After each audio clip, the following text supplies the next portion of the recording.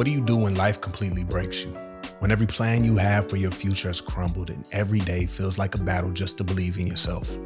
Maybe you know what this feels like. The mornings where you wake up in a place where you never thought you'd be. The basement, the couch, the silence of failure echoing louder than your own thoughts. The weight of depression pressing on your chest before you even get out of bed. This is what today's guest, Datrice Mulsumo, once found himself. After losing football, dropping out of college, watching his business shut down during the pandemic, and even having his car repossessed, he hit a season that he felt like was a total collapse. He was broke, living in his girlfriend's parents' basement, and unsure if he had anything left to give. But what came next changed everything, because instead of staying broken, he began to rebuild. Not just his business, but his mind, his identity, and his future. Today, Datrice runs multiple companies spanning way over 7 figures. He's trained over 5,000 closers worldwide and has built a sales team for more than 50 businesses across industries. But the true story is not in the numbers. It's in the mindset transformation that took him from the bottom, his rock bottom, to global impact. In this episode, we're going to uncover how to take the first step when life has completely broken you, how to rebuild confidence when nothing in your life looks like success yet, the mental habits and disciplines that protect you while you climb back up, and how to transform struggles into foundations for lasting impact. This is not just his story. It is the story of anyone who has ever been broken by life and is desperate to believe that rebuilding is possible. If that's you, this episode will hand you the roadmap to start again. Make sure you watch this all the way to the end. You don't want to miss any of it. Now tune in. First off, man, before I know you do your thing, not to interrupt you, but I'm proud of your journey, bro. Like mentally, physically, emotionally, financially. Yeah. We've been in connection for years, but to know your story and then to see what you're doing, it's like you're not doing this for some type of gain. It's like you're doing this as if it's your calling. So I just want to give you your flowers, bro. You're doing amazing. Keep doing that. I appreciate that. It means a lot, bro. I see it. And it's likewise too, bro. I think we both were moving and working and impacting lives in a time where a lot of people were like kind of on the hype, but they weren't passionate, and so people fell off. But I think it's super dope to still see individuals like you and me, yes, like still doing the thing, still growing, still scaling, still expanding, which leads us into what you're doing now, bro. You multi-7-figure business owner out here doing your thing.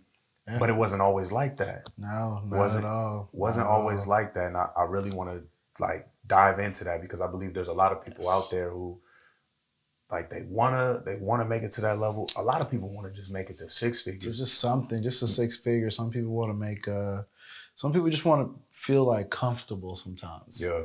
And I tell people like sometimes getting to the point where you're comfortable, meaning that you have your bills paid, you have a little bit more extra to spend and treat yourself or treat your spouse or kids, like that's a blessing itself.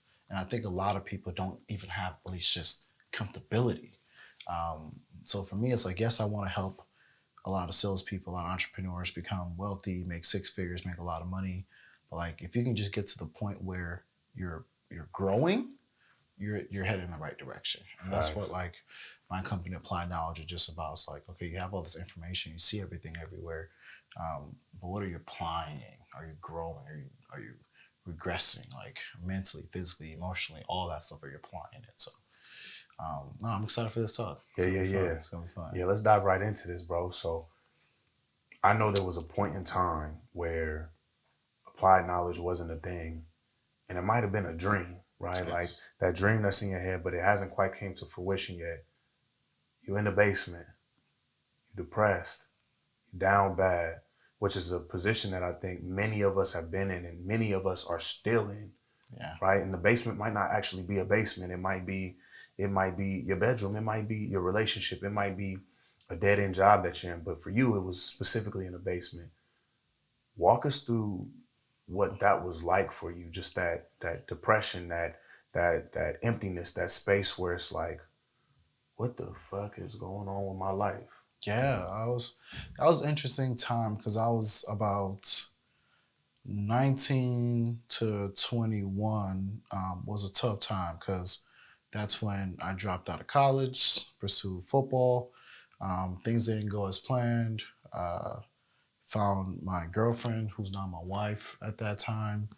Um, so I had so much going on mentally, emotionally, growing and adulting, being on your own. um, Realizing that trauma shows up later on in your life. So dealing with those things and, blessings, I found my girlfriend who's not my wife, and she was able to give me a different type of motivation that I didn't have. Because when we first started dating, um, we actually moved in pretty early where I lived, started living with her and her parents, and we lived in her parents' basement. And I remember working at my job at LA Fitness. It's a funny story because I work at LA Fitness, I have a long day, 9 to 5, maybe work out after and all that. And then I'd go home, go to her house. And when I get there, I got to say hi to her mom. I got to say hi to her dad. Got to say hi to her brother. Got to say hi to her sister. Got to say hi to the cats. And then I get downstairs and then I get to say hi to her. Like, I was like, yo, I can't do this every single day as a man, and I knew that this is not going to be my end all. But those times were tough because uh, you're lost. You're young. You don't know what's your purpose and what your calling is. You're trying to figure things out. You're trying to be a man. You want to be on your own. And then I'm living in my girlfriend's parents' basement. Hindsight, it was a blessing that God gave me in that situation because that situation propelled me so much. It gave me a sense of desire, like I knew I wanted more. And that's when I realized, okay, sometimes, God will let you go through things because He knows you're going to come out, with a different perspective, and you're going to come out prepared for what He's ready to give you. Um, but yeah, those times were tough. I was going through, not making no money, not playing football no more, confused on what my life looks like, dealing with my girlfriend, and she's a mother, so I'm a young stepdad. I walk into that situation, and that's already challenging because I didn't have my biological father in my life to really teach me a lot of things, and I went through trauma having divorced parents. So me walking into this child's life was like you got to know what you're getting into, but then you never really know until you get into it, that fatherhood. So I've been a dad now for 8 years, eight Blessing. nine That's years a blessing. it's such a blessing. And I'm married, to my wife now, so I take her in as my daughter, looking to have her own kids coming up. But yeah, those times were really stressful, Yeah. very stressful.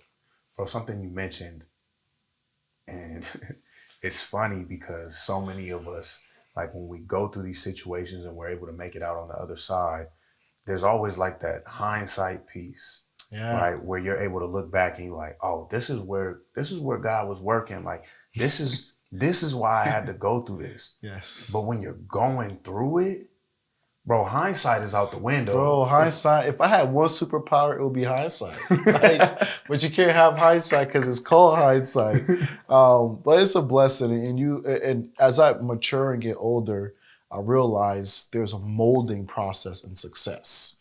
Right? We're always looking at the successful person, but we're not looking at the molding process, that cocoon process, and that's where a lot of development stays and changes and grows through. So is that process I realized all those downtimes where I didn't have enough capital, or I didn't have the ideas for my business yet, or I was just like man, I can't pay my rent, or me and my girl would be driving around, would see people eating in nice restaurants. We're like, man, I wish I could afford a freaking steak. I got to eat at the dollar menu. Or I'm watching people drive my dream cars. I'm like, in this car, I'm like, I'm grateful for it. I'm blessed for it, but why can't I have that? But those times were needed to really mold um, me, and I'm continuing being molded and growing through this process. But it's beautiful. So I accept challenges now because of what we went through. I accept it because I'm like, this is kind of like hindsight. I know I'm going to be coming out of this better. And I'm yeah, not going to quit. And that's tough, but that's maturity, I think. bro, molding is a real thing. Perfect example in nature, and so many people see it but probably don't even acknowledge it. When you look at a Mm, butterfly, the process that it goes through, it got some tough times. Cause that thing, when it's a little caterpillar, it be scooting around all slimy, Yeah, just ugly. Yeah, exposed, right? exposed, vulnerable. Vulnerable. And it's crazy. We don't make that connection. It's like that thing is vulnerable to all types of prey. At any Yes. moment it could get swooped down. Swooped up. And in your moments where you're vulnerable, bro, like it's crazy how Mm, the picture's painted. You like, I had to mm. go in, I had to greet my girl's dad, I had to greet my girl's mom, I had to greet her sister, her brother, the Every cat, the dog. day, bro. And You're like, it's like when you really think about that, like what I hear you saying is like I had to walk into a space that wasn't mine and had to acknowledge everybody in here before I could even acknowledge the things that I wanted for myself. It's like that's a molding process right there. damn. I want you to really really dig into that for us real quick, because I know there's somebody out there who is going through a difficult situation, a difficult time, and they're like, why am I having to go through this? But that hindsight power ain't kicked in yet. Yeah. What did that molding process look like for you in real time? And how were you able to, through that, how were you able to like channel what you were going through and continue to build on what you were trying to create? Like it's getting me a little teary, bro, because the best answer I can give for anybody is you have to have faith. Like you have to believe in something bigger than yourself, because during these vulnerable moments, right, like a caterpillar, anybody can swoop in. Like you're vulnerable, like someone can call you out. Like people are like, man, you're living in your girlfriend's parents' basement and you're talking about building a business. Like, what do you like, bro? You should be playing football, or people hitting you up like, bro, you're supposed to be in the league and you're going through all these different hard times and you're hearing all these things and you're not feeling like you're enough. You're trying to prove yourself to your girlfriend's dad, and you're adulting, growing, your parents are struggling. Like those moments are so hard that you have to have something called faith. You have to believe in God. You have to believe in something greater than yourself that's going to let you have the confidence to know that things will be okay and keep pushing through. And you have to be a dreamer. Never don't hear what people have to say about you and just and put that title on yourself. I used to do that a lot when I first started, and it held me back. People say things about me and will stick. And I had to realize that the things that people are saying is their observation, but it's not my reality. And that really propelled me to grow. And I had faith in my girl. Like we're married, and I have faith she'll be my wife. And whatever you want out there, like you have to have faith in it first. You have to be willing to invest in it, nurture it, grow it. My relationships, are ups and downs. But the faith of what we have, the marriage that we have, the sacredness that we have, um, that's what keeps me going, even through the ups and downs. So no matter what you're going through in life, have something that just you can hold on that faith, that goal, that dream, something you're looking to achieve. Because when that fire is dimmed out and it's out, and you lose that motivation, you're just propelling yourself into a place you don't want to be. Mm, mm.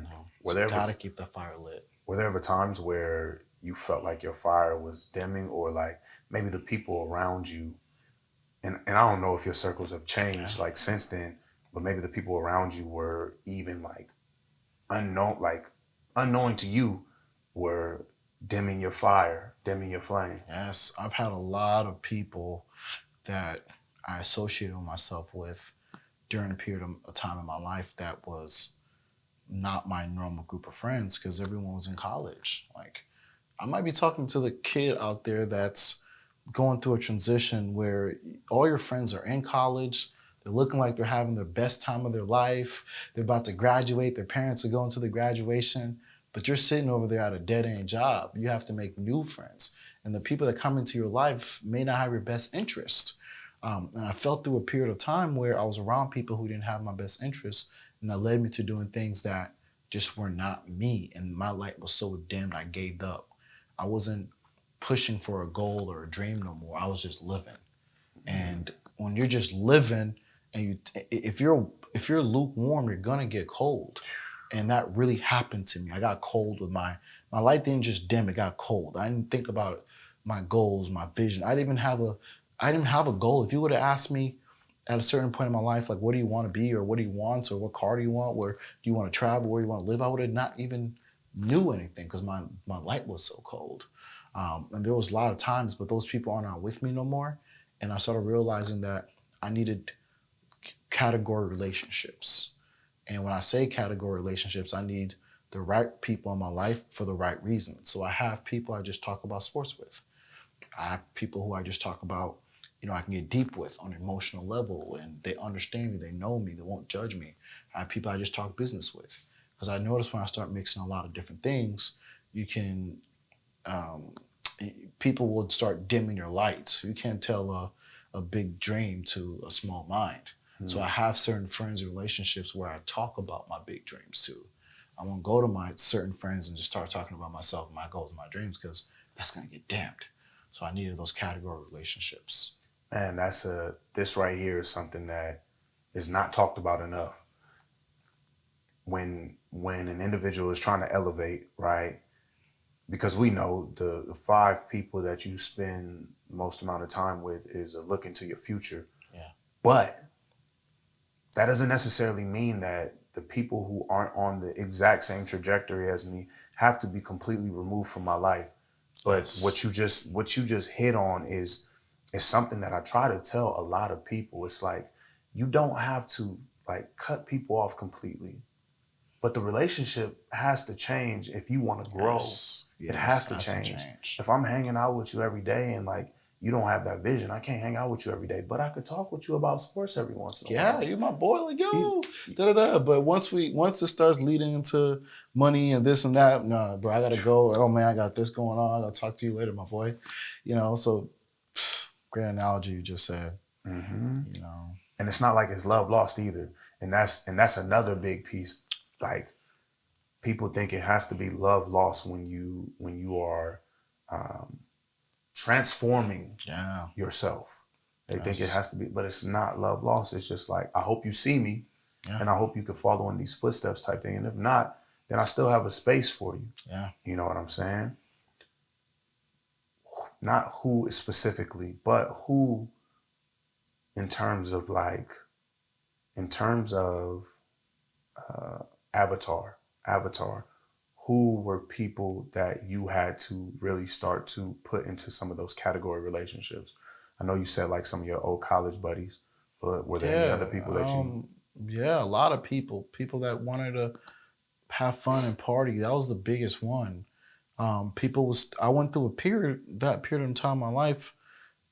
I'm so happy for that. The darkest times, that was the mold God was putting me through. But there would be people who hit me up like, yo, you want to go out?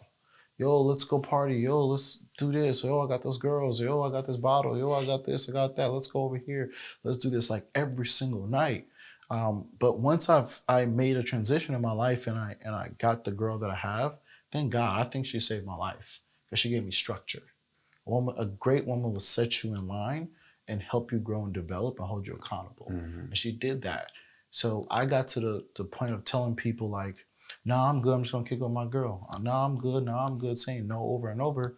Nah, I gotta work tonight. Yo, I got my business tonight. Yo, I'm working. I'm doing this. I said no so many times to people that people stopped inviting me places. Mm-hmm. And or will start saying, oh, who do you think you are? Stuff like that.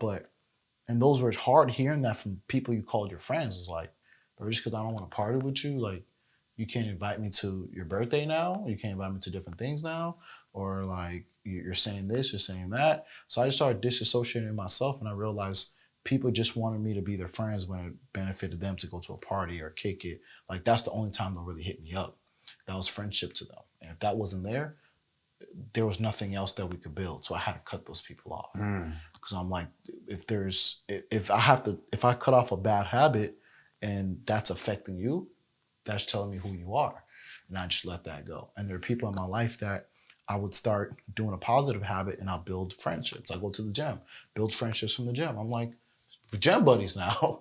We're friends now. We'll go work out, we'll talk about fitness, talk about health, help each other out, when we go and work to go to the gym, talk about our day or whatever and go about our day. We don't need to talk about everything else.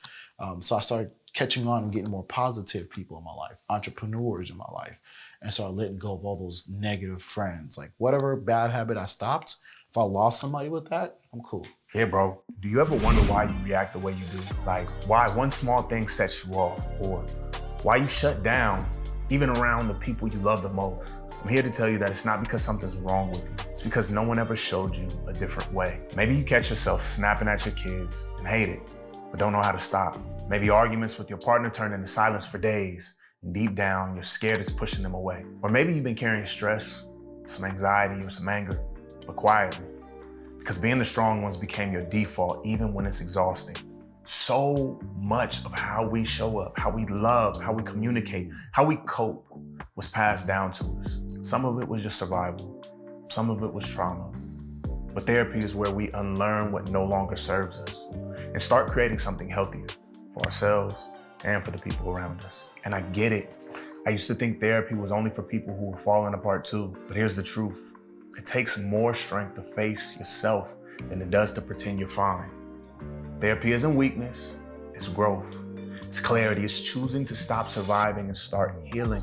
And yes, therapy is an investment. So is your peace, so is your health, so is your mental health, so is your marriage and your future. Imagine getting through an argument without turning into a war. Imagine laughing with your kids instead of apologizing after snapping. Imagine laying down at night and actually feeling your body relax. Therapy won't fix everything overnight, but it can help you feel lighter, more grounded, and more in control of your life. So if you're ready to do something different, this is your sign. Click the link to book your first session or visit www.bearcompanycounseling.com or call 402-224-6249. Therapy won't fix everything, and you can't change the past, but we can start building a brighter future.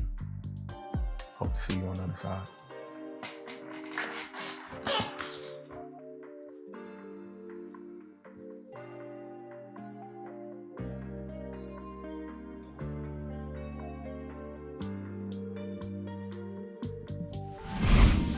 Structure, I think structure is one of the most important things. And I think certain people will come into our life as we start to remove those habits. Like you said, like as we remove those habits, people will come into our life and people will get removed. We'll see the relationships that we have for what they truly are.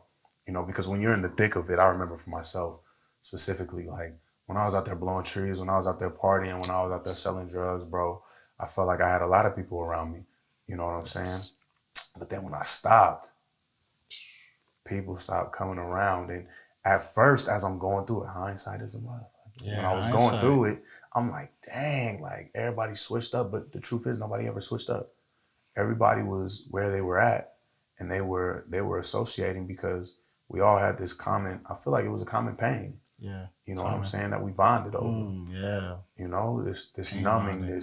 this identity seeking, these void filling habits. Yes. And so the moment that I stopped doing that is the moment that a lot of people stop associating in my life.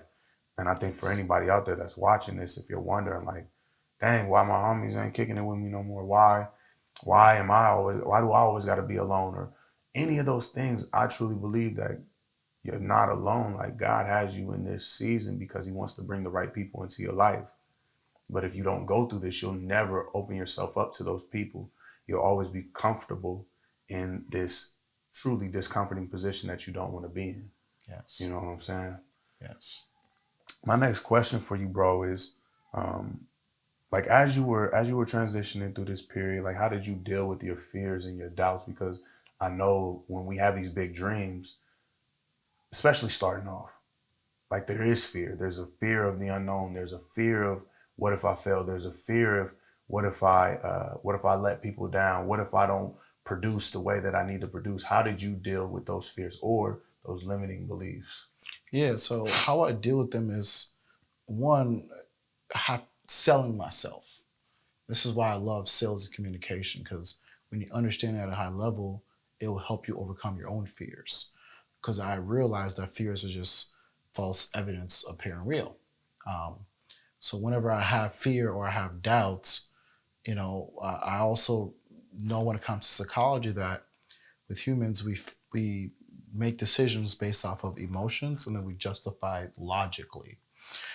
So I knew if I'm having this fear, there's something emotional that's going on, and there's something that triggered this fear from happening. And I will look into it. I'll see like what is this real evidence that's really stopping me right now? Like, why do I have this fear? Where is it coming from? I also make sure that I know what I want and how worth it is. Like, there's some things. Sometimes fear is good because it can stop you from doing something stupid. Like, I'm glad I fear like jumping off a freaking building. Like, I fear that, right? So I'm not gonna try to do it.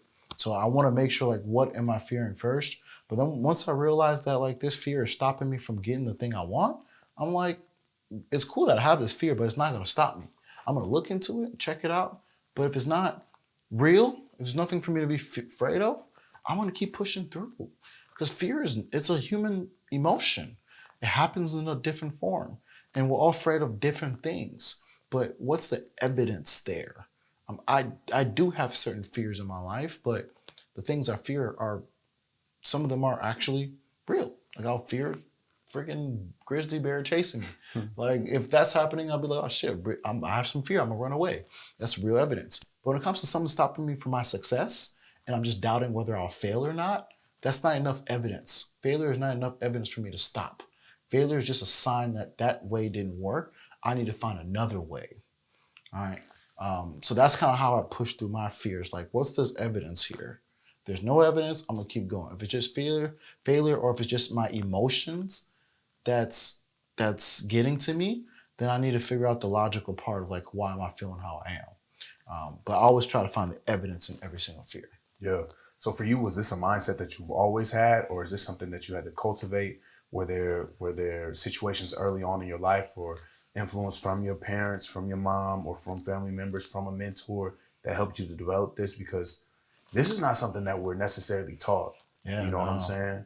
Yeah. Like, I think when it comes to mindset, when it comes to mindset, we kind of are bred to be almost like sheepish, Yeah. or like fall in line type thing, to where like as long as I'm doing status quo, as long as I'm doing the norm, which nothing wrong with being status quo, nothing wrong with doing the norm, but like as long as you do that, I don't have to think for myself. I don't have Mm. to, like, everything is pretty much programmed for me. You know, a TV Yeah. dinner. Yeah. You know what I'm saying? So how are you able to develop a mindset where you are able to look intrinsically or internally at your thought process, at your mindsets, and challenge them if they're out of alignment? Yeah, absolutely. A lot of people pushed me into things as a young kid growing up. My parents pushed me into things.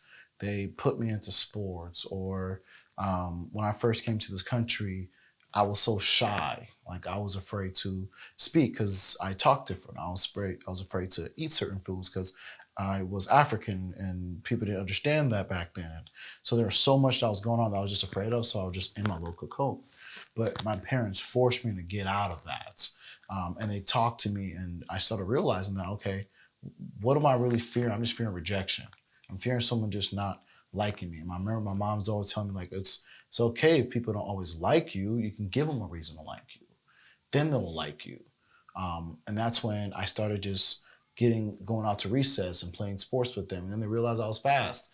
And they're like, I started liking this dude. Now I want him on my football team. Then I started playing sports. So I just really started realizing from a young age of getting out of my comfort zone, that that's a natural fear to overcome. And there are certain times that I did fear something. Like, I remember I got pushed in a pool, got another pushed. But I pushed in a pool as a young kid. So that was traumatizing. I feared that all the time already, but that was evident because I didn't know how to swim. So that's a real fear. And someone pushed me in the pool. So I couldn't swim, and I went through that fear of it. Um, so I'm not afraid no more because I can kind of swim. But if I can't do something, there's evidence that I'm not ready to do this thing, then I know that's real fear. But I'm not going, I know how to separate that and differentiate that from me accomplishing my goals and my dreams. There's no evidence, and doubt or failure is not evidence for me to say this doesn't work or I can't do this, right? Like I got to keep going, and I know if I keep going, I'll get it. I have so much faith with that. I think my parents for molding me into that. I think a lot of my teachers. I took ESL classes, so they had to teach me to get out of my comfort zone and start learning communication skills. That helped me make more friends and communicate better and understand how to communicate in the first place. I got a lot of mentors, a lot of coaches. My first real business mentor, he really taught me how to get myself out there, how to really market. And there was so many things I was afraid to do, but I saw other people doing it. And I'm like, why am I afraid when they're doing it? Right. And I started asking them, and they're like, I got to get this done. I don't have time to be afraid because I know if I do this, I'll get this. So there's no fear here. There's just execution. And I started to realize, oh snap, you just got to do stuff in business. Like you got to be active. You got to have good energy. You got to be positive. You got to be studying. You got to be moving. You got to have movements, right? Movement is better than no movement at all. You got to be moving. So I had just got out my comfort zone and just started trying stuff and trying sales. Sales was scarier to me at first. I was like, high ticket sales. I gotta sell somebody on a product for over $3,000 and they don't know me and they're buying this thing they need, like a course or mentorship that comes from the sky and goes in a drive. Like I was afraid to talk to this person because we grew up in a culture don't talk to strangers. But now we close deals over the phone, right? Or we also feared, getting in a stranger's car, but we Uber all the time. Staying at a stranger's house. Now we do Airbnb. Person can walk back into your house anytime they want. So fear changes over time, and I started not to be afraid of it, but to understand it and validate it first. Yeah. Because it can be false evidence that's just appearing real. Man, that was deep. Real quick though. Bro, some people do be on that weird stuff when it comes to Airbnb. They Oh yeah, bro. so So that could be a legit fear. I'm still afraid of that, bro. I'd be like, we grew up in that era where it's like, man, you can't just be going everywhere and doing everything. But now you could be so leisure with everything, bro. Like I remember Social Security was like a taboo. Like you don't give no. Now you got all these credit repair people getting everybody's social, and all these people doing X, Y, and Z. Times change, so I need enough evidence. And there's been evidence that showed me that people change, things change, we evolve, we grow. We're gonna have self-driving cars. I have to get rid of my fear of that if I want to grow in time and adapt. I got to be using Uber if I want to get to the level I want to get to because I need to move fast, and Uber is so useful and resourceful. So I had to get out of my fear for that. Regardless of if that person could be a bad person or whatever it is, I need enough evidence. Yeah. And I'm evident, and I'm always be cautious of my environment anyway. So that's a little bit of how I project when it comes to fear and how I move past it. Facts. Success loves speed. Yes. That's what one of my coaches told me. The biggest barrier to people's success in anything is inaction. When they just sit on their hands, like they get stuck in that planning phase, or they get stuck in man, I'm getting it together, or they get stuck in I'm almost ready. Like you're never gonna be ready if you almost ready. You just gotta do it. You gotta do it, and then you have to learn. You mentioned something, bro, like that fear of rejection or that fear of failure. That is the most crippling thing for individuals. Yes. Right? Like we could speak about an entrepreneur. We could speak about a man trying to get with a woman. We could speak about a woman trying to get with a man. We could speak about somebody trying to make a friend. We could speak about anything. Yes. And it's like, if I do this, am I gonna mess up? Yeah. Those are those limiting beliefs. I'm gonna mess up if I do this. They're not gonna like me. I'm not gonna do my best. I'm gonna come in last, whatever it is. And it's like, if you stay stuck in those thought processes, you will never, ever, and it's 100% guarantee, you will never have traction with anything. You will never achieve the things that you want. But the moment that you stop fearing the failure, because failure is inevitable, but it's what type of failure do you want to have? Do you want to have a failure that ends it all? Or do you want to have a failure that can turn into a growth potential? Because that's what it is. I remember back in elementary school, bro, and I'm sure you probably did this too, spelling tests.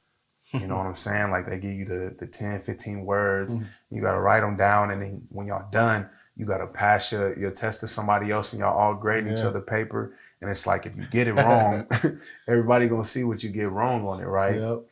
And a lot of people get embarrassed with that. Like for me, I was never embarrassed. It was like, okay, this is what I need to improve on right here. Yes. You know, you see the words that you mess up and it's like, okay, I need to learn these. And the teacher will be like, if you practice these, you don't have to, but if you practice them, you write them down on a paper, you get an extra 5, you get extra credit on the test. Absolutely. And a lot of people wouldn't take that time to get the extra credit. I would. Exactly. And what I realized in that, again, my failure to be able to spell the word in the moment presented an opportunity for me to get an advantage. Absolutely. Our failures are opportunities for us to get advantages in life if we're able to see the growth potential in Absolutely. it. You know what I'm saying? It's a necessary process. Oh, necessary. So many times we see failure as end of the road, but it's like, no, you had to go through this. You had to hit this road bump. You had to see this block in your path, because if you didn't, you were never going to be able to make it to that next level. Absolutely. You know what I'm saying? Absolutely. Yeah, that's why even when you look at birds, you just said something like, but like you can't make it to the next level. When it comes to birds, like an eagle can soar to certain heights, a pigeon can't go because it's not conditioned. It hasn't went through what an eagle goes through. It's not built like an eagle. But if it was, it could. So for you to get to a certain level, you have to make sure you're built for it. You got to go through stuff. You got to go through failure. And if your perspective when it comes to failure has to be, something that can help you towards your goal. Because how I look at failure is like there's rejection and then there's objection. And a lot of people don't know the difference between it. And not knowing the difference between objection and rejection can mean whether you succeed, it can mean whether you close a deal, it can mean a lot of different things in life. Rejection is just a rejection is no. Like that's like there's nothing you can do past the rejection part. Like if someone rejects you, like they're not interested in you whatsoever, like they're through. If they give you an objection, they just give you an obstacle. They're just saying, hey, maybe not right now, I want to talk. Or, hey, I need to think about it. Or, hey, I just need to talk to my spouse, right? We hear objections a lot in sales, but we hear objections in life. And when people get objections in life, sometimes they think it's rejection, so they stop. But a person that can know the difference between a rejection and an objection, that person that recognizes that this is an objection can now say, oh, I'm not going to quit. I'm going to keep going. Like when you found out that, oh, I can do extra credit, or I can get better, and that would help me learn this, you looked at it as an objection, an obstacle, rather than other people that just failed, looked at it as rejection, said, I'm just not smart. I just can't do this. And that's because their brain didn't look at it as like, oh, I failed. This is just an objection. That means I can get better, and this is what I did wrong. That thought process from thinking from rejection versus objection can save your life, can save your marriage, can help you build relationships, can help you become successful, can help you close more sales, can help you just help yourself. A lot of times in my life, I have this fear, I have this doubt, or if I want to do a mentorship, I might be like, man, I don't got enough money to go do this mentorship. Or I can be like, oh, how much is it? Do you need it now or do you need it later? But I want this. This is just an objection. If I don't have the money to myself, I just have an objection. I'm not saying I don't want it, but a lot of people stay where they are because when they want to go do something, they'll meet an expert like yourself. And when it's time to pay, they might feel like, oh, because I don't have it, I'm going to reject. When all you need to do is switch your mindset and say, this is just an objection. If I really want this result, I just got to figure out how, when, and what it takes. And I'll get there. All right. So that's my strategy when it comes to just pushing through. It's like recognize what it is first. Is it an objection or is it a rejection? That's good. That's good. But I want to pivot a little bit along the same lines and tie back in some things that you mentioned, bro. So you were not originally born in America. Yeah. And so that's one piece of your identity. You became an athlete. That's another piece of your identity. Had to be in ESL, another piece of your identity. Started playing college football, another piece of your identity. We take on all these different identities, but in that moment where your identities are now stripped from you and you're left with you, bare you, who's rebuilding, how are you able to garner or like internal confidence in self when everything that I believed that I was is no longer, right? Because you left school, you left football, you're no longer the kid who can't speak because you're well spoken and articulate. Like, so identity gone. Now I'm molding into a new identity, and now all of that is gone. We're back to the basement. I'm in the basement. Hi, mother-in-law. Hi, father-in-law. Hi, sister-in-law. Hi, cat. Hi, dog. What's up, baby? Now I got a dream. How do you find confidence, or how did you find the confidence in yourself when you couldn't even physically see what you were trying to create? The first thing is faith in God. Because I remember not having no identity and but feeling a calling for this is not it. Like I'm where I am right now is just not it. I know I'm meant for more. And first thing I had to do was just pray that one, God can just lead me in the right direction and that I walk on his path. Because if he's not in it, I don't want it. That was the first thing I had to accept. Like if he's not in it, I don't want it. Because I had him, I had things in my life that he wasn't in, and it didn't go well for me in my life. So I was like, if he's not in it, I don't want it. And then from there, I had to start really building what I really wanted, who I wanted to become. I remember I went through an obstacle in my life. Actually, I went to jail too, you know? So I went there, right, just for a weekend, just over the weekend. But in there, it taught me a lesson because I had a paradigm shift like, oh, this is definitely not where I belong. This energy is not it. Like, you're just talking about how you ended up in here all day. You're going to stay in here. And when you get out, you're going to come right back. I'm like, this is not for me. I can't be the negative every day. Yeah. I can't be the hard body every day. I'm like, no, I want to go home. I want to get in my bed. Like, this is not for me. But as I was in there, I was really writing down the person I wanted to become. Like, man, I want to be a better person. I want to keep God first. I want to be married. I want kids. I want to be a great man. I want to be successful in business. I want to start a fitness business. I want to do this and that. And I wrote down all these things and I was thinking about all the different businesses I could start. And I always had a vision of the person, the things I wanted. And I just had to have a belief. So I started listening to Eric Thomas because I was like, well, if I'm successful, I'm always going to listen to motivated people so I can stay motivated. And I learned that at a young age, and I was like, oh, this could be a trick. You know, let me just listen to motivated people and something will figure itself out. I believe in traction. I believe that God's going to point me in the right direction because I was praying for it. And literally, that's how my life shifted, just off those two things, which was just trusting God. And then the second part was me having faith in myself too. Because I got to remember, God created me. Like, why would you not have faith in God's creation? God created you. So I trust him. If I trust him, I trust his creation. And I had to trust myself that this, if it's up to me, it's about to be. And I had that ultimate feeling living in my girlfriend's parents' basements, going to job every single day, coming home, being frustrated, but I still knew that if it's up to me, it's about to be. And an attraction, when you have passion, you have strong belief, and you have action behind something, you're pulling in your goals, you're pulling in the direction that you created you wanted to be in. Then I met someone in my gym. I sold him a gym membership, and he's like, bro, you could really sell. How much you make? I'm like, 2,000 a month. I'm 20 years old.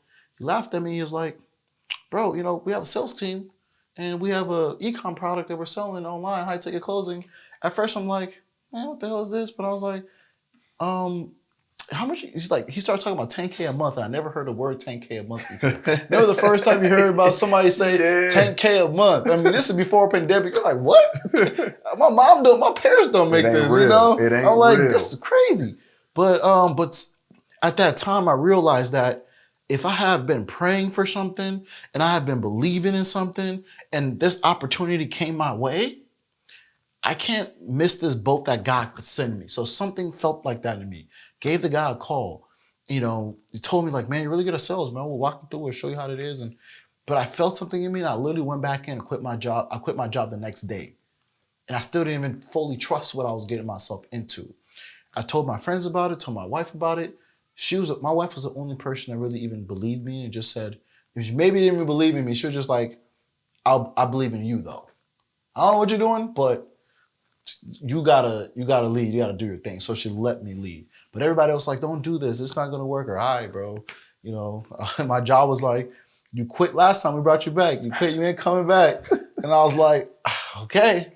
But that first year, man, my life changed. I made multiple six figures for the first time in sales, profits, commissions. And I was just like, wow. Not only did I make the money was a little bit of a benefit I made, but the experience, the knowledge, the people, in 1 year, my life shifted the most I ever did. And it was because of my mindset more than anything. The financials and all that stuff was just byproducts of the person I became. So it became normal to me too now and higher expectations for myself. But I realized that with faith and strong belief, that passion, that burning desire and action, you're going to attract the things you want. But if you don't have that light if you don't have nothing to be passionate about, especially as a man, you don't have nothing you're working on, you're building, your light is dim, you're gonna get comfortable. And you get comfortable, you're gonna get cold.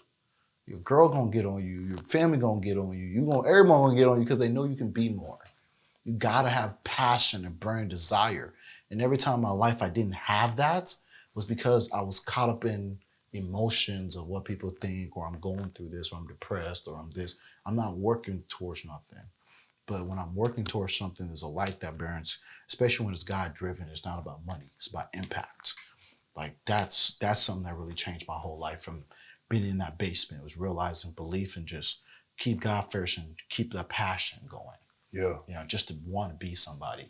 Oh, I love that, man. I love that.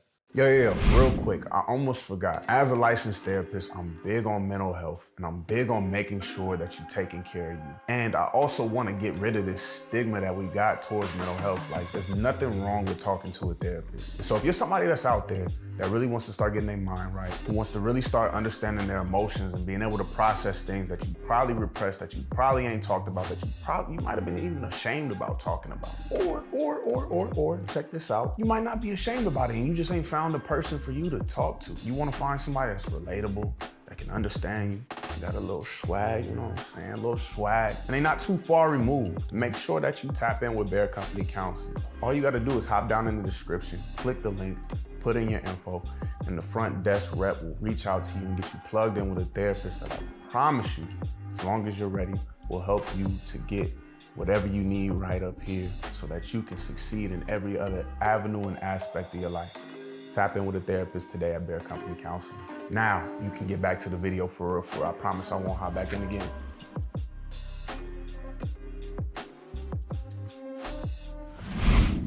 Seek first the kingdom of God and all his righteousness, and all these things will be added unto you. Matthew 6:33. You hitting it right on the head, bro. I think a follow-up to that would be, bro, as you're going now, right? Because you're building and you have that passion. What do moments of rest look like for you? Great question, because this is something I've been wrestling with and something I had challenges with in my life, because you know the things that go on internally, if you're not resting, will show up externally, and externally showed up in my relationship where my wife's like, you're spending too much time doing this, or you're not spending enough time doing this with me, or my mom, I want to see my mom, I want to see different things. And I realized that I need to rest and enjoy and experience life and spend time with people just as much as I'm doing it over here. And it may not just be just as much, but it needs to be structured in a way. And I need to communicate. So my rest is amazing. It starts with communication first. Because I got to communicate. Like, and also if I'm with family or if I'm on vacation, I'm not working. If I'm working, I'm not doing the other things. So I started realizing as I got better at entrepreneurship, is like if I'm going on vacation, I'm just vacating. I don't want to work. I'm not working at all. It's off. And then if I'm working, I don't like just let me work. Don't come in the room. Don't knock on the door. I'm working. Let me work. It's just like if I'm working at a job or something. Let me lock in. And when I started doing that, I started having more energy for both. Mm-hmm. But if I'm crossing them, if I'm on vacation, I'm stressing about work, then I'm with my family and I'm trying to work. And then in my work, I'm trying to be with my family. And then it's like, you're not going nowhere. So I need a structure in my life. I need a communication. And I also needed an identity of what success was. Success wasn't just financially. You can have all the money in the freaking account, but then you have an argument with somebody. Does that really matter no more? You have all this money in your account? It doesn't matter because you care about relationships more. So I had to realize that I got to be financially successful, emotionally have high EQ, emotionally stable. I have to have strong faith. I believe in something bigger than myself. I have to be fit. I have to be able to defend myself. Like all parts of just success. I just want to be as perfect and as close to, you know, perfection as I can be. And I strive for it. I know I'll never get it, but if I'm not striving for something, I don't feel like I'm trying to live up to my best potential or the person I'm supposed to be. But it's not about how much money I make or how fit I am. It's about balance and what I have in my life and what God blessed me with. Man. Calling truly fuels a man or a woman to walk. Yes. Right? We talk about success, love, speed, but I truly believe that unless you have a calling for something, it's going to be hard for you to get up off your ass. Absolutely. And you being on your ass can be a plethora of things. That's metaphorically speaking. On your ass could be doing the same things that you've been doing always. On your ass could be not taking that job opportunity that can lead to the next one. On your ass could be not filing your LLC paperwork. It could look so many different ways. But it's that moment where you truly like seek out to God and say, like, how are you going to use me? How do you want to use me? Use me. You know what I'm saying? And you get that answer. And it's like when God speaks, like you ain't got no choice but to move. Man. And we see that in the Bible. Like there were so many times, like Moses tried not to move. And when he tried not to move, God was on him. You gonna move. And he was like, you gonna move. Me and my girl, we always have a saying like, you gonna learn. Like either you're gonna learn this way, you're gonna learn that way, but you're gonna learn. Yeah. You gonna learn, but it's good though. It's good to be out of your comfort zone and get out your ass, man. And the only time you won't have no responsibility in his life is when you don't have a life, Dead people wish they could feel depressed. I mean, people that we wish we could bring back that if they could just be depressed but they're alive, they'll take it. So just someone just be thankful for. And when I go through emotions, I get happy. Even when me and my girl, maybe we have a disagreement or something. I love that we have a disagreement. It's like, because we can still be back. Like this doesn't break us. This is the most beautiful person. And I look at it as like a amazing relationship because we can have a disagreement and we can come together and we can grow and we can still love each other. Like that's like, I love that. So that's kind of like my philosophy on just pushing through, man. Having faith, working on yourself in every aspects. I love that. Real quick, bro. We haven't really touched on it, but I wanna touch on it a little bit. So tell us a little bit about your business. Yes. Because you made it through the basement, bro, and you started taking steps and you like I said, you built a multi 7-figure company. Yeah. You know what I'm saying? Applied knowledge out here, applying knowledge to helped a lot of businesses make 7 figures too. Yeah. Over 5,000 people, right? Yeah, over 5,000 closers I've trained. Yeah, over 5,000 closers I've trained, which is amazing because I look back at all the case studies and some of them are friends, family, some people I've never met. One of my favorite stories, that impacted me the most, I've impacted a lot of people, but one of my closest friends, shout out to my boy Jonas, his birthday is tomorrow, after my wife's.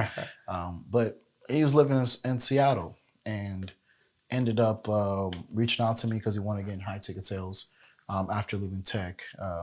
And he came into my program, closed the deal. I'm like, cool, I closed the deal. But we built a really good connection. Fast forward, he ended up moving to Minnesota, and now he's been living here for like 4 years, 4 or 5 years. And he's one of my best friends. Nice. So it's just like testimonies, case studies like that I love, and to see his growth, see the money he made, but then also the relationship is like the best thing. Yeah. But yeah, let's jump into the business. Yeah, bro. Break down. First off, I know what high ticket sales is, bro. Because I did with it a little bit, and I did a little bit for myself. But there might be somebody out there who doesn't know exactly what high ticket sales is, or even what a closer is, right? Yeah. Like, because we throw that term around loosely, but the hell is a closer? You know what I'm Yeah. saying? So, like, talk about what it is you do. What is this high ticket sales field, and how do you help individuals that are in this realm? Okay. So there's high ticket sales and then there's high ticket closing, right? They work together. High ticket sales businesses need or have high ticket closers closing their sales. And as a high ticket closer, we're focusing on the closing aspects and not the selling aspects, right? Because selling is to convince, closing is to succeed. So we're helping someone make a decision with clarity and confidence and understanding, and make that decision and that investment to grow their future, grow their learning, grow their business, whatever it may be. But when it comes to high ticket sales and what high ticket closing is you're selling a high ticket premium service or product. Premium meaning that high ticket is considered anywhere from $3,000 all the way up to $20,000 or even more. That's a high ticket premium product or service. That can be a coaching program, that can be mentorship, that could be a marketing service, that could be buying a house. Houses, high tickets. It could be a lot of different things, and it could be in multiple niches. It could be in real estate, it could be in marketing, it could be in sales, it could be in tech, it could be in any single niche. It's a product and service that's $3,000 to like $20,000. Then you even have big tickets, which is hundreds of thousands of dollars and millions of dollars of deals and acquisitions. So that's what high ticket is. And as a high ticket closer, what I focus on is the inbound high ticket closing, meaning that businesses out there have marketing in place. They're running ads, they're posting content, they're developing their brand. And if you're a business and you have a product or a service that's premium, remember 3,000 to 20,000 premium service, you're going to market it, and you're marketing to generate leads, and you get leads and you sell to those leads. Where high ticket closure comes in is once the business is marketing and they're advertising, they're going to generate inbound leads, booked appointments, people express an interest in that product and service. And the problem that businesses have is, as a CEO, you don't want to be closing your deals and serving your clients and doing the marketing and doing this. So businesses delegate. And you as a high ticket closer, you are part of the delegation process. You're there at the end to close and to succeed of the sale. So you're there to speak to someone who's already sold. They're already convinced that they want that product or service. All they need is to speak to a closer that can guide them through the decision-making process and help them make a decision with clarity, confidence, and conviction. So you have to build trust with yourself. You got to build trust in the company you're selling. You got to build trust in the product and services that it can get that person the transformation they're looking for. And if that person is financially ready, they will make that decision to invest. And if that person pays a product or service for $3,000, $20,000, you might get a 10 to 20, 30% commission. So you close something for $10,000, you get 10% commission of that. That's $1,000 for one sale, right? You close something for $20,000, that's $2,000 for one sale at 10% commission. You can pay your rent with one sale. So that's high ticket closing to its best bit of understanding for you guys. Facts. Now, where do you come in with this whole process with applied knowledge? Yep. So applied knowledge is meant to educate entrepreneurs on sales and communication skills and closing skills to really help them feel more confident in their ability to communicate. how to build rapport, how to overcome objections. We train them on reframing skills, future pacing skills, a lot of different sales skills and communication skills to help people develop more of a confidence in communication and also helping someone else make a decision. So teaching them sales psychology as well. And then we also then focus, once they get the skills, we focus on helping them land a position. So we help them with the interview process, help them building the resumes. We help them, identifying the right opportunities. We help them with the outreach process and the application processes of landing a position. And then once they do land a position, we show them how to manage their pipelines, how to manage their leads, how to become sales managers, how to become sales experts. So we're helping them through that whole process. And as a high ticket closer, the objective and income can be anywhere from like 6 to 7 figures on like the low end. Because sales is the highest paying profession if you do it right and you sell the right product. And the thing about sales I love, the best way to make more money, increase your price, sell something more expensive, and give more value. Sell something more valuable. You want to make more money, increase your price. Fastest way, every time. Yeah, yeah. Bro, throughout your experience with training individuals, what are like 2 to 3 character traits that you notice in people that is kind of like an indicator like this person is going to be great at sales? Yeah, so the first thing is going to be their passion and burning desire. I want someone who wants to win and wants to be great. Like, I don't want someone who just wants to just pay their bills. I want someone who's like, I want to be great. Like, I'm meant to be great because that's who I was. That's why I succeeded. I thought so long term.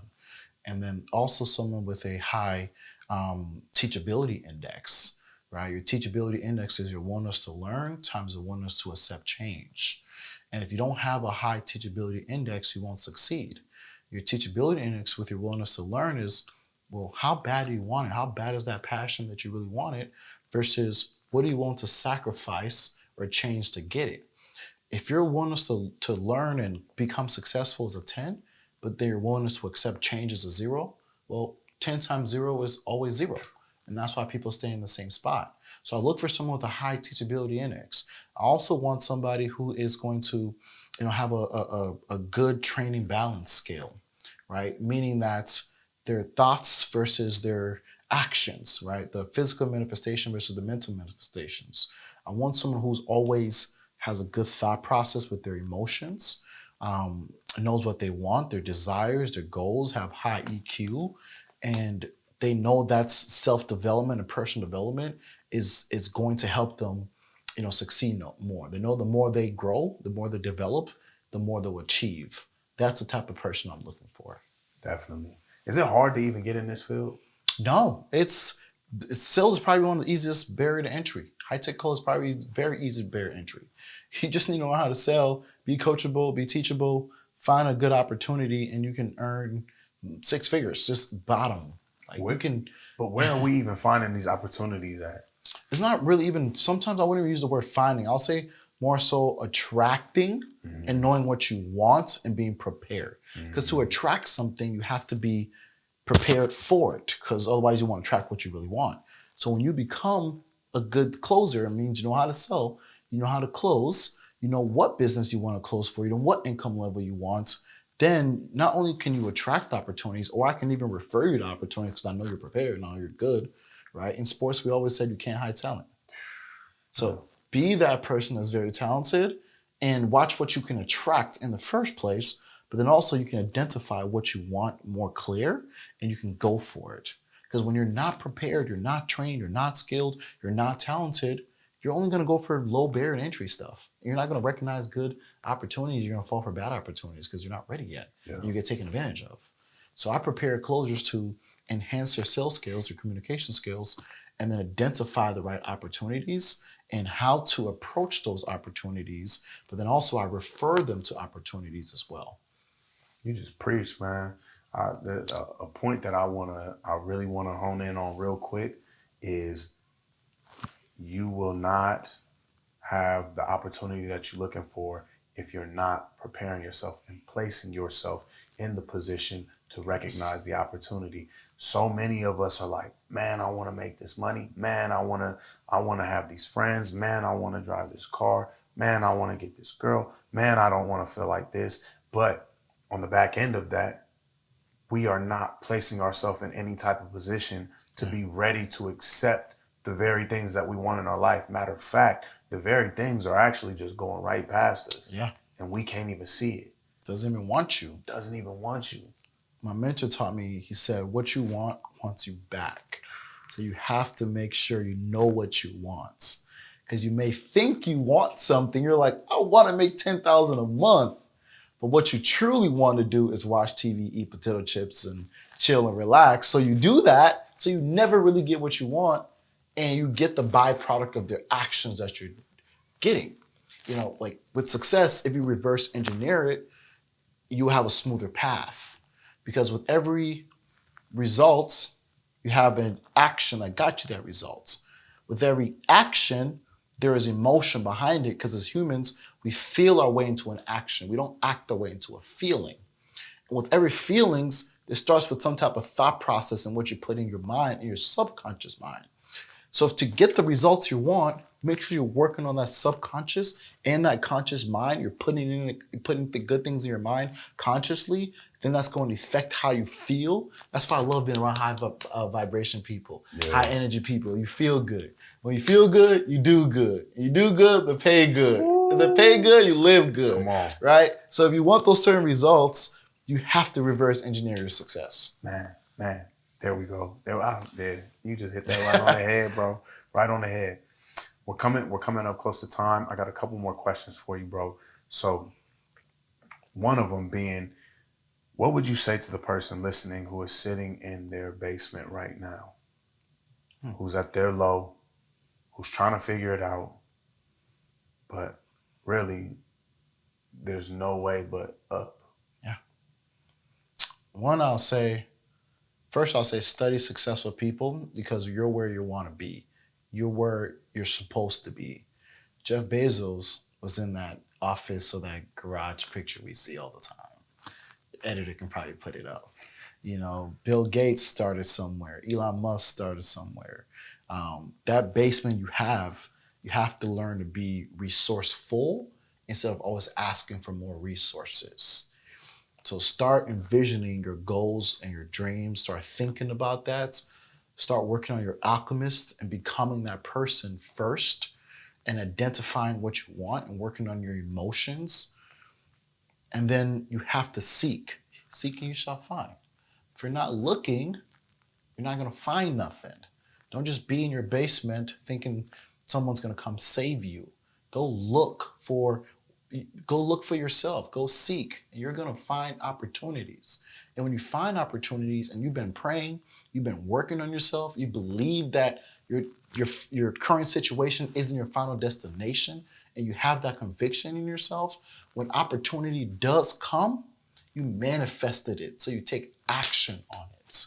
And when you take action on it, it's not going to be perfect. But that's why your vision of you wanting to be great, and that's why you're preparing yourself for obstacles and objections, not rejections. So you just keep on going. And if you do the right things long enough, you're going to get the right results. And if you do the bad things long enough, you get the bad results. You're going to get caught. You're going to get caught up in situations you don't want to be in. So focus on what you want and attract it by becoming it and doing the right things. Man, last question. What is one thing that the viewers can literally do as soon as they hop off of this YouTube video, instead of doom scrolling or instead of just letting the next video play? We're not going down no rabbit holes unless you're tuning into another episode. Let's see why our podcast, and that's fine. But if not, when they get off of this video, what is one thing that they can do to start moving in the right direction? Literal, practical step. First thing I'll say is focus on who you're listening to and who you listen to. If you take their advice, you get their lifestyle. So find people in life that have what you want, have been where you have been, understand your journey and your desires, and those are the people you should be listening to and letting mentor and guide you. And stop taking advice from people that don't have what you want or you wouldn't trade places with. And learn that the vices that you're taking, where to put them in which categories. Take your mom's advice on life. Don't take her business advice. Unless she owns a business. Unless she owns a Yeah, business. if she on that Fortune 500. Exactly. You know what I'm saying? Yeah, Mom, you know know what you talking about. If your dad is Bill Gates, take his advice. Not the lifestyle, take his advice. But if you're someone like us, take the love, take the relationship, take the friendship stuff.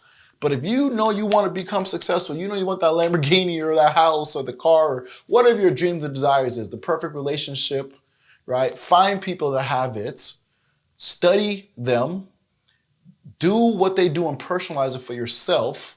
Listen, be coachable and teachable, you will have it. All right. So listen to people who have what you want and be where you've been. Man, bro, I appreciate you, man. I appreciate you for taking time. Y'all don't know what time. Right now it's 1:14 in the morning. So On my wife's birthday. On his wife's birthday. So he really made this happen. I hit him up last minute. I was like, man, I'm about to be in the city. Let me hit my boy Datrice up. Let me see if he's down with it. And he was down with it. And so for that, I truly appreciate you. I truly appreciate you doing this, man, because you didn't have to do it. And I know that there are going to be some people out here that this is truly going to impact, man. Just understanding that transformation can happen. And just because you're in your basement, just because you're in your bottom, does not mean that you're stuck there. Whenever you're at the bottom, the only way that you can move is up. Literally, only way you can move is up, man. And being able to see your transformation, being able to hear what you're doing, being able to learn about the different mindset shifts that you put into play, I know it's going to inspire somebody, bro. I appreciate it, man. Before we go, I want you to kind of give me one advice, because you've healed from traumas. Yeah. You've helped a lot of people in traumas. From my experiences and my history that I sent you, you also heard today. What advice would you give me that maybe I can take away to grow as an entrepreneur, grow as a man, overcome my obstacles, my challenges I've been through? What advice would you give me from your expertise? Facts. I would say continue to be vulnerable, one. Continue to be vulnerable, because the more that we're vulnerable, the less likely that our traumas can sneak back up on us. When we're vulnerable, we're always wearing them. And when I say wearing them, it doesn't mean I have to go around and just tell every single person about the things that I went through. But it's I acknowledge it. I acknowledge what I went through daily. Do I necessarily have to dwell on it? Do I have to sit in it all the time? No, because maybe I made it past that stage. You know what I'm saying? So just continue to be vulnerable, continue to talk about it, because it's going to not influence, it's going to impact somebody, and it's going to help somebody grow. And I believe the more that we serve others, the more that we get filled. Yes. You know what I'm saying? Absolutely. So true. That's why I think this field that we're in, this service field, is so great, because as I'm helping people, as I'm talking to people, as I'm sharing my story with people, it's creating transformation for them. But then it's also allowing me to heal inside too, because it's now I see why God allowed me to go through this. Now I see why this happened. Now I see why, this friendship ended, this relationship ended, this thing went bad. And I'm able to come from a place of forgiveness, because guess what? God forgave me for my mess ups. So powerful. And so I'm able to forgive here. You know what I'm saying? And I'm able to forgive here because I see why God allowed for these things to happen, not made these things happen, because I don't believe God makes mischief in our life happen. I think mischief happens and God allows it because he's going to utilize it for his glory. And that's where, bro, I encourage you to continue to be a tool for his kingdom, bro. Continue to do the good work, bro. Continue to spread this message. We deserve prosperity. Absolutely. Prosperity financially, prosperity mentally, prosperity emotionally. And if anybody says anything otherwise, bro, they on some bullshit. You know what I'm saying? Because selling this thing where we're supposed to just be broke and have less than all the way, that's not it, man. And that's a space and a place where yo, you might be cool with that because you came from a place with money, and you came from, and so now you're trying to but no, we're not doing that. You know what I'm saying? Yes. God called us to be plentiful. He called us to do that. He called us to live in abundance. Now, does that mean greed? No, doesn't mean greed, but abundance. 110%, bro. So Absolutely. just continue to be vulnerable, man. Man, I appreciate that, brother. Yes, Appreciate sir. it, man. And for all of y'all that's watching, I appreciate y'all for tuning into another episode of the CYR podcast. When you clean your room, you change your life. We out of there. Yeah. Yeah. Appreciate it, brother. Yeah. Appreciate it, King. Yeah, man.